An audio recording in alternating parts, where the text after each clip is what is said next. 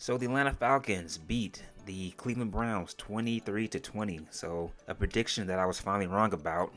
Definitely a grinded out type of game. Both teams punching each other in the mouth on the ground.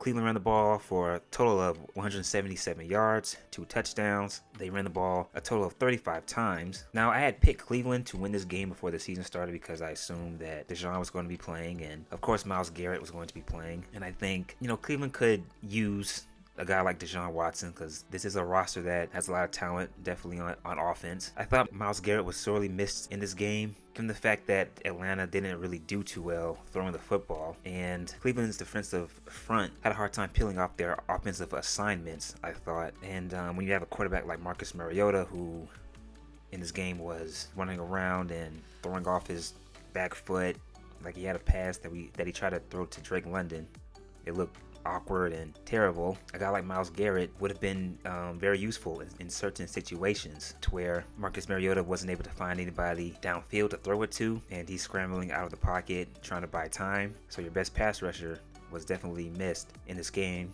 and if Myles Garrett was in the game, probably could have sacked him a few times and put Atlanta in some really tough situations. But nothing much to say in this game to me. Both defenses I thought played very well. Cleveland went for it on 4th down 3 times, and they were only stopped 1 time. They were 2 for 3 on the 4th down conversions, but Atlanta did a very good job of keeping them out of the end zone. A bend but don't break type of performance for the Atlanta Falcons defense. Same can be said for Cleveland, because both teams were just getting trounced on the ground, I thought.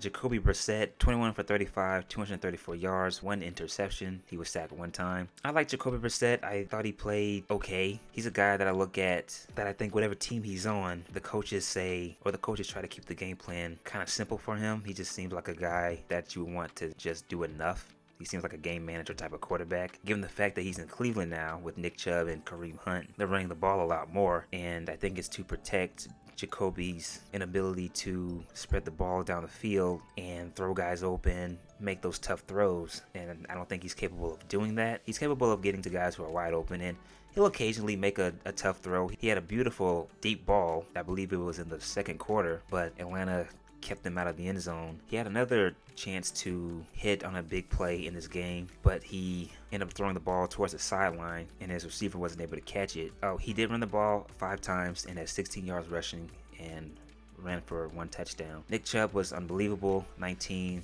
attempts, 118 yards, 1 touchdown. Kareem Hunt, only 10 attempts, 49 yards. I've always said that Cleveland has a very good 2-headed monster on their roster. Donovan Peoples-Jones, 9 targets, 5 receptions, 71 yards. And the other receivers didn't really have a huge impact. Outside of David Njoku, he was targeted 7 times, 5 receptions, 73 yards total. He had a fumble and he lost it. Now for Atlanta, Marcus Mariota, 7 completions, 9 attempts, 139 yards.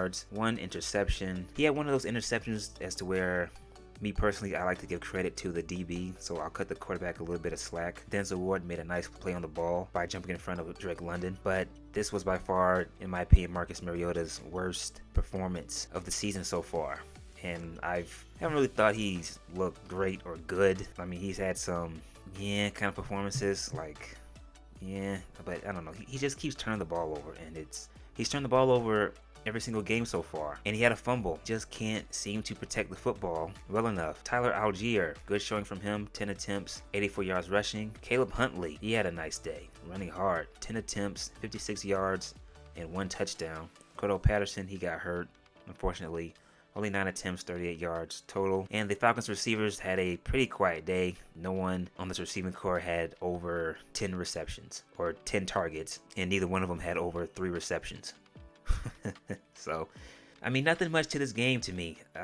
It was just a grinded out, sort of a rock'em sock'em type of football game. Denzel Ward had an interception. Jordan Elliott had a sack. I really did think that defensive front four for Cleveland really missed Myles Garrett. Atlanta's offensive line, I would say it's been tested. I thought they did a pretty good job against the Saints, but who knows, if Myles Garrett is in the game, maybe he forces Atlanta's hand to double team him at the line of scrimmage, and then that probably opens up some one-on-one opportunities for the other defensive ends. But, you know, Cleveland's defense, I thought, played well. As far as Atlanta's defense, they've been a lot better than I thought they would going into this season. You know, they're not Tampa, they're not Buffalo, they're not even Dallas. Who else? Who else has a nice defense I can think of? I'd say Miami, shoot Cincinnati.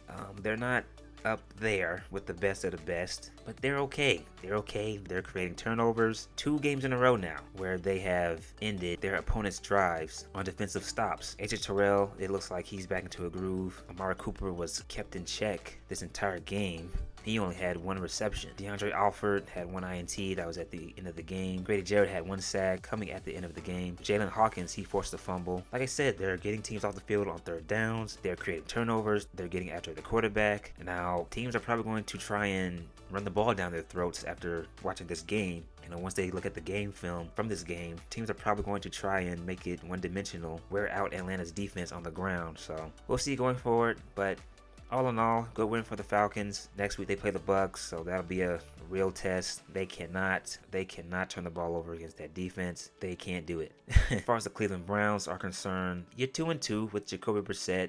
You had a chance to go 3-1 without Myles Garrett and Jacoby Brissett. This team is loaded. I think it's still, well, offensively that is. Definitely offensively. Please like and subscribe. Hit the notification bell for when I drop a new video. This is not a Falcons channel, even though I have been leaning a bit more towards the Falcons on a weekly basis.